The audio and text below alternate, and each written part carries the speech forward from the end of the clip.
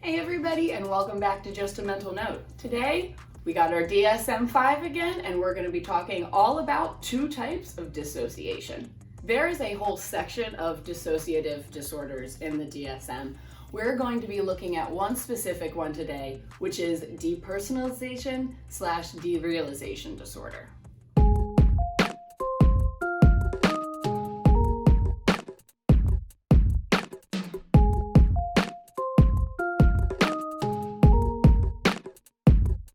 If you're new to my channel or my Explaining Mental Illnesses series, welcome. It is so good to have you here. Thank you, thank you, thank you.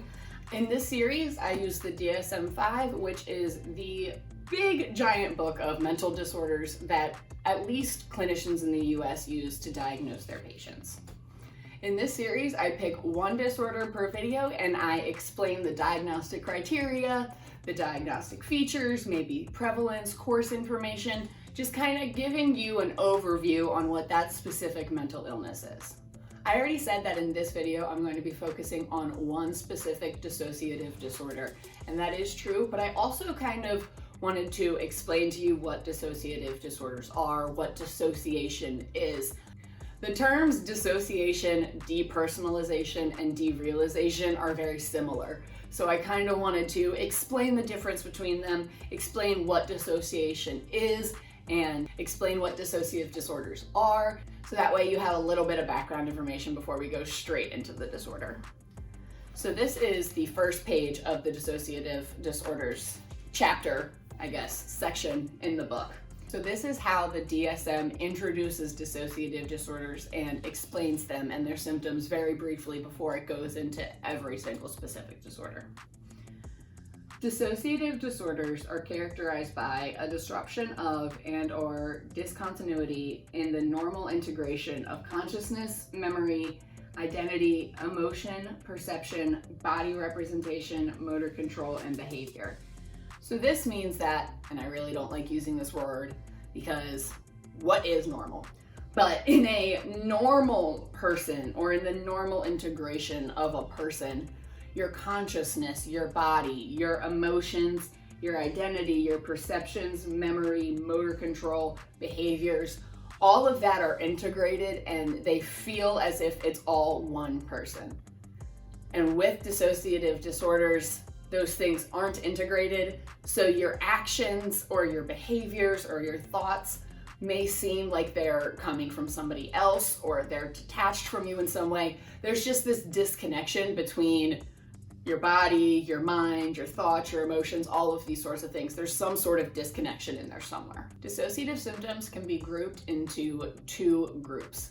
You have positive symptoms, which are added behaviors, added thoughts. It's not positive, like, yay, happy. It's just an addition.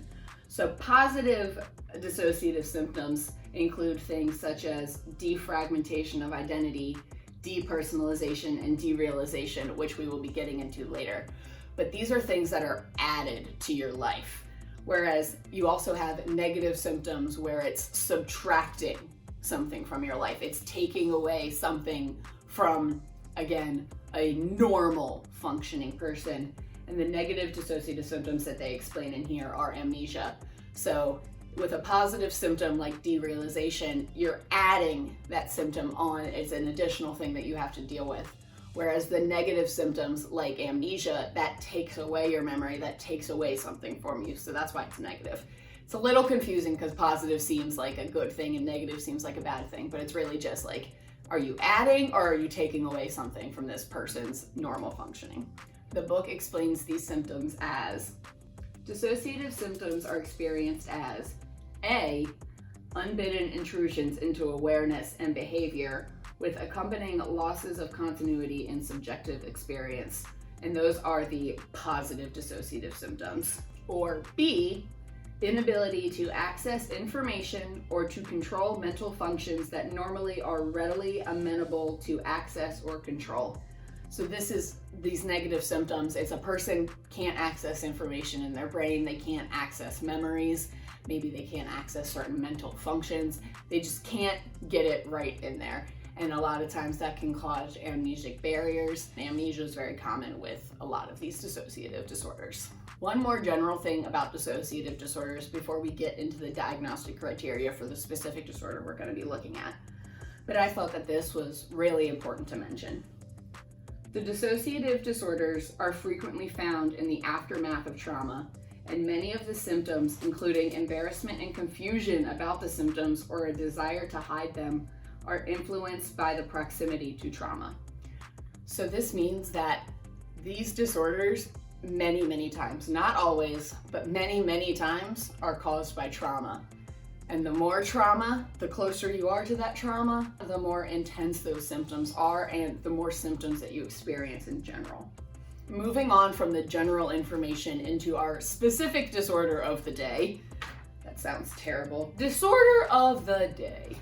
Anyways, the disorder that we're going to be talking about today is depersonalization/derealization disorder. The first diagnostic criteria for depersonalization derealization disorder is the presence of persistence or recurrent experiences of depersonalization, derealization, or both, and then it goes on to define those terms.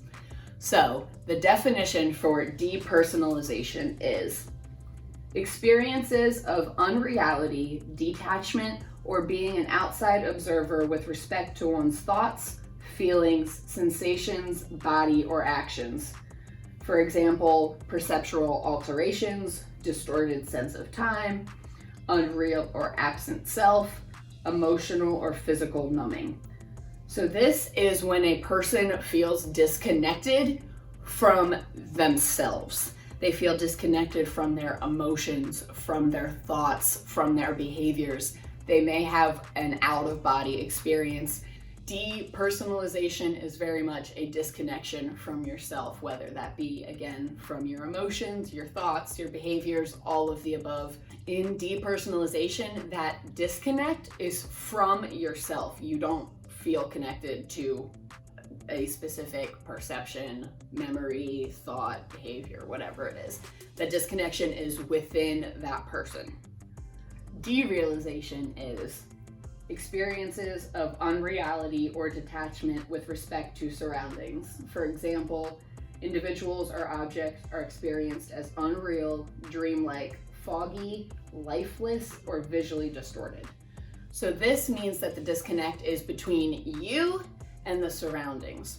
So depersonalization is a disconnect between you and yourself, you and your internal processes, your behaviors, your emotions, your memories, whatever it is.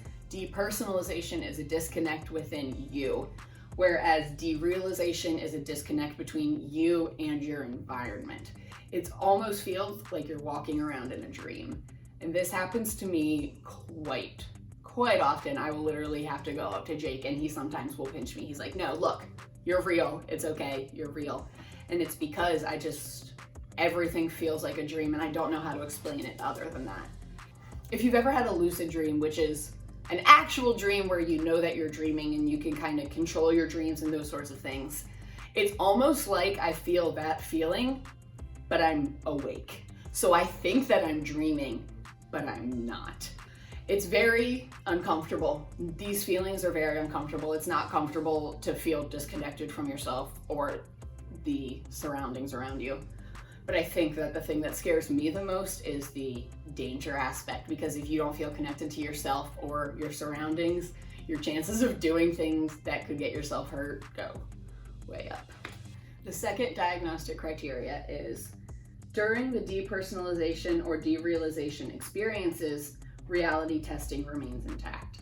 Now, reality testing is used a lot for people who are dealing with psychotic symptoms because reality testing is used to see if you can determine between something that is real and something that is not. And if somebody is experiencing hallucinations or delusions, they genuinely believe these things are real a lot of the time. So that reality testing would not be considered to be intact if a person thought that their delusions or their hallucinations were actually real. However, a person dealing with depersonalization or derealization disorder knows that this is reality. And that's really the hard part. It's, you know, this is real, you know it. You know that you're supposed to feel connected to everything. It's just, you're not. So you know that you're a real person, you know that you're having these thoughts, you know that you are doing these things, but you still don't feel that connection to it. And that's really, I think, where a lot of the emotional distress comes in, because like, you know this is reality, but it doesn't feel like reality. So it's almost like your brain's fighting. It's like, no, it's not real. And you're like, but it is. No, it's not real, but it is. It's very difficult. The last 3 diagnostic criteria on this list should seem familiar to those who have watched my previous videos about explaining mental illness. So I'm going to read them real fast and then of course give you an explanation. The 3rd diagnostic criteria is the symptoms cause clinically significant distress or impairment in social, occupational, or other important areas of functioning. Essentially, if these symptoms are not impacting your life, impacting your social life, your work life, your personal life, all of it, if it's not impacting your life in any way, or at least not significantly, then you are not considered to have a disorder. A disorder has to impact your life, so you have to be impacted in order to be diagnosed. The 4th diagnostic criteria is the disturbance is not attributable to the psychological effects of a substance or another medical condition. This means that there is nothing physically going on with you. You do not have a medical condition, or you have not taken a medication. You have not used any sort of substance that will cause these sorts of feelings. And not that you or I or anybody watching this video will have ever done this, because it's still federally illegal and that is bad.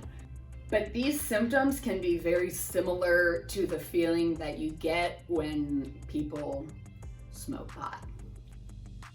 So if you've ever had anybody tell you what it feels like, because that's the only way you would know how that would feel like, that's kind of that disconnect.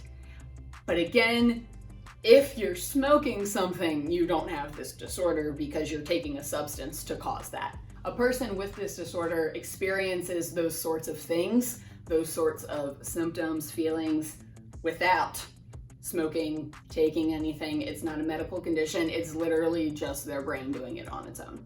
And the last diagnostic criteria is the disturbance is not better explained by another mental disorder. And that just means that there is not another mental illness, another mental disorder causing these symptoms. And that's where this diagnosis can get a little tricky, because depersonalization and derealization are symptoms of multiple other mental disorders. So you have to kind of figure out why the person's having these symptoms. Are they having these symptoms because of their past trauma and because they genuinely have depersonalization/derealization disorder? Or are they having these symptoms as a part of another disorder? So really, to get diagnosed with this, you have to go to a professional, because you have to have somebody who can tell you the difference between, no, you're having this because it is this disorder, or you're having it because you are also dealing with schizophrenia or panic attacks or depression. There's so many, and it's such a wide variety of disorders that include this as symptoms. So you really need to go to a professional so that way you can tell the difference. So those are all of the diagnostic criteria for this disorder. Now, again, the DSM does go into information about diagnostic features, prevalence, risk factors, all of those sorts of things. And I'm not going to go into detail about everything right now, because this is not going to be a 3-hour-long video. But there are a few other things that I wanted to mention. The first, under prevalence. And it says that transient depersonalization/derealization symptoms lasting hours to days are common in the general population. So what it's saying is, it is very common for people to experience this. It is very common for a person at some point in their life to have an out-of-body experience or something like that. Just because you experience it one time doesn't mean that you have this disorder. It actually goes on to say that, in general, approximately 1/2 of all adults have experienced at least one lifetime episode of depersonalization and derealization. So 50% of all adults have experienced this at some point in their life. But it doesn't mean they have this disorder, it just means they experience these symptoms at one point at least in their life. However, symptomology that meets full criteria for depersonalization derealization disorder is markedly less common than transient symptoms. Lifetime prevalence in US and non-US countries is about 2%. So 50% of all adults will deal with these symptoms at least one time in their life, but only 2% of people can actually be diagnosed with this disorder. There was one sentence that really, really stuck out to me when I was reading this, so I wanted to share it with you guys. And this is under functional consequences of the disorder. It says, the effectively flattened and robotic demeanor that these individuals often demonstrate may appear incongruent with the extreme emotional pain reported by those with the disorder. An affect in psychology or in the mental health realm, field, whatever, means emotion. So this means that people with this disorder, they seem almost robotic because they feel disconnected from themselves, they feel disconnected from reality. Their emotions may seem very flat. They may seem like they're running on autopilot. But that does not really show you the pain that this causes. And I think that that is very, very important to remember, not only in this disorder, but others as well, that just because a person doesn't look like they're in pain on the outside doesn't mean that they're not being tortured on the inside. I can sit here and just be completely flat and inside be going through absolute hell. There's that disconnect from yourself, that disconnect from your surroundings that can really make it difficult to show how much pain you're actually in. So I really liked that they put that in there. So that is an overview all on dissociative disorders in general, but depersonalization/derealization disorder specifically. I hope that I was able to explain the difference to you guys. If you still have any questions about the differences between dissociation, depersonalization, and derealization, or any questions about anything that I said today, just make sure to leave them on down in the comments below and I will be sure to get to them. Thank you guys again so much for watching. You're amazing. This is the part where I tell you to smash the like button, click subscribe if you haven't already, and ring that notification bell, and I'll see you next time.